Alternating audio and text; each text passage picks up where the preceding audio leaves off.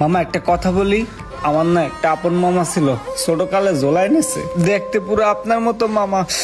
মাঝে মাঝে মামার কথা মনে পড়লে আমার অনেক কান্না আসে মামা। মামা আপনি না আজকের পর থেকে আমাকে ভাগ্নের মতো দেখবেন, ঠিক আছে? আর মিয়া টাকা পয়সা লেগে এরকম একটা দোকান খালি রাখবা? তুমি আর ঠিক হও, ব্যবসা বাণিজ্য ধরো, টাকা পয়সা লাগলে এই লও, এখানে 50,000 টাকা আছে, মাঠাল উড়ে ব্যবসা বাণিজ্য করো। মামা আসসালামু আলাইকুম। মামা ভালো আছেন? ওয়ালাইকুম আসসালাম। হ্যাঁ ভালো। মামা শুনেছি আপনার নাকি একটা বাসা আছে, আর সেই বাসাটা নাকি আপনি ভাড়া দেবেন। আসলে আমারও একটা বাসা লাগে, আমিও একটা বাসা খুঁজতেছি। মামা আপনার বাসাটা মামা আপনি আমার কাছেই ভাড়া দিতে পারেন চাইলে, কারণ এলাকার অনেক মানুষ বলেছে আপনি নাকি অনেক ভালো একজন বাড়িওয়ালা। আমি আরো শুনেছি যে এলাকার ভিতরে আপনার একটা সুনাম আছে, সবাই বলে আপনি একজন ভালো লোক। আর আমার মনটাও কিন্তু মামা অনেক ভালো, আর একজন ভালো মানুষ হিসেবে আমি আপনার বাসাটাই মামা ভাড়া নিতে চাচ্ছি। একজন ভালো মানুষের পাশে থাকতে পারাও একটা ভালো কাজ। মামা আমি একটু বসি আপনার পাশে? হ্যাঁ বসো।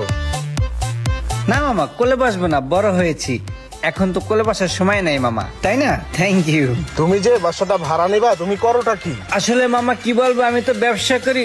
এই দশ না মামাটা কথা বলতেছে, চাঁদে। আসলে মামা আপনার বাসাটা ভাড়া কত? আমার ওই ফ্লোরের ভাড়া হচ্ছে 15,000 টাকা। মাত্র 15,000 টাকা, এটা আমার জন্য নাথিং টু, ঠিক আছে? এলন মামা এখানে 30,000 টাকা আছে, 2 মাসের ভাড়া অ্যাডভান্স দিয়ে দিলাম। সবাই 1 মাসের দেয়, আমি 2 মাসের দিলাম। বুঝতে পারছেন মামা? আর কোনো প্রশ্ন আছে আপনার? না সমস্যা নাই, তুমি উঠো, যে কোনো সময় উঠে যাও, সমস্যা নাই। মামা একটা কথা বলি, আমার না একটা আপন মামা ছিল, ছোট কালে জোলাই নেছে, দেখতে পুরো আপনার মতো মামা। মাঝে মাঝে মামার কথা মনে পড়লে আমার অনেক কান্না আসে মামা। মামা আপনি না আজকের পর থেকে আমাকে ভাগ্নের মতো দেখবেন, ঠিক আছে? তাইলে মামা আসি, হ্যাঁ? আসসালামু আলাইকুম। এই বেড়ে মামার চাটা দে। এলন মামা চাটা খান। এই তো 4 বিল লদর। মামা আসি, হ্যাঁ? আসসালামু আলাইকুম। দোয়া করেন মামা আমার জন্য। আহারে পোলাটা কত ভালো, টাকা দিয়ে গেল, আবার চাও খাওয়াই গেল। বাসায় এখনো উঠে নাই, আগে অ্যাডভান্স করে দিল। এই ভাইয়া তুমি দোকানদার? হ্যাঁ ভালো দেখে একটা চা দাও, চিনি কম দাও। ওকে দিচ্ছি।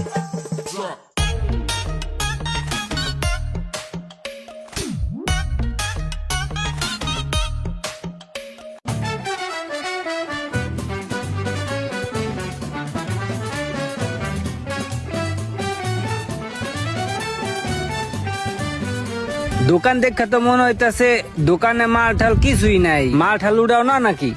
ভাই আপাতত একটু অর্থনৈতিক সংকটে আছি তো, এর লিগে মাল ঠাল উড়াইতে পারি না, উড়ামু পরে। আর মিয়া টাকা পয়সা লেগে এরকম একটা দোকান খালি রাখবা? তাহলে কি ব্যবসা করবা?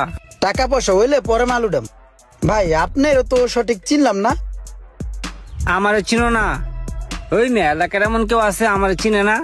সোহাগ মেয়ের তো চিনো, কমিশনার। হ্যাঁ হ্যাঁ হ্যাঁ হ্যাঁ, আমি সোহাগ মেয়ের আপন ভাগিনা। আগে পরে তো কখনো দেই নেই। আগে পরে দেখবা কই থেকে? আমি কি দেশে আসছিলাম নাকি? আমি তো থাকি আমেরিকা। আমেরিকা থেকে আসলাম, মা বলতেছে দেখে যে কি করবি এখানেই থাক। আর তাছাড়া আমার একটা বড় ব্যবসা আছে বুঝছো, এখানে থাইকা বাড়িঘর দেখাশোনা করমু, লগে ব্যবসাও দেখাশোনা করমু। আচ্ছা আচ্ছা আচ্ছা, আর এটা এক্সপোর্ট ইম্পোর্টের ব্যবসা। তো ভাই আর কিছু দিমু? আর কিছু লাগবে না মিয়া, তুমি আর ঠিক হও, ব্যবসা বাণিজ্য ধরো, টাকা পয়সা লাগলে এই লও, এখানে 50,000 টাকা আছে, মাঠাল উড়ে ব্যবসা বাণিজ্য করো, লাগলে আরো বলবা আমি দিব।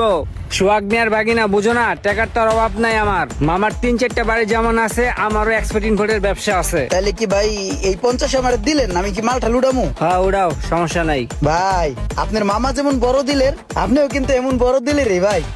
আপনার মামা খুব ভালো লোক। হ্যাঁ মা ভালো মানুষ, আমি ব্যাগ নাকি খারাপ মানুষ নাকি? আমিও ভালো মানুষ, এটা বুঝতে হইব তোমার। তাহলে আজকে বিকেলে আমি মাল আনতে যাবো। মামা মাস তো প্রায় শেষ বুঝছেন, বাসা ভাড়া তো আগে দিলেও দিতে হবে আর পরে দিলেও দিতে হবে। তো যাক গো, আমি আবার এক জায়গায় যাবো ব্যবসায়িক কাজে। এলন বাসা ভাড়াটা রাখেন, ঠিক আছে? তোমার মতো ভালো ভাড়াটিয়া আমি আমার বাহির জন্মও দেখি নাই। আমি চাই তুমি আমার বাড়িতে 1000 বছর থাকো। একই কথা কইলেন মামা, আমের বাসায় যদি আমি 1000 বছর থাই, তাহলে কি আমি বাড়িঘর করবো না? আমার কি শখ নাই যে আমি একটা বাড়িঘর কইরা বাড়িঘরে উড়ি? ওইটা কইলাম আর কি, কথার কথা। ঠিক আছে মামা, তাহলে এরকম কথা আর কইেন না, বুকে কষ্ট লাগে। ঠিক আছে থাহেন, আসসালামু আলাইকুম। ঠিক আছে।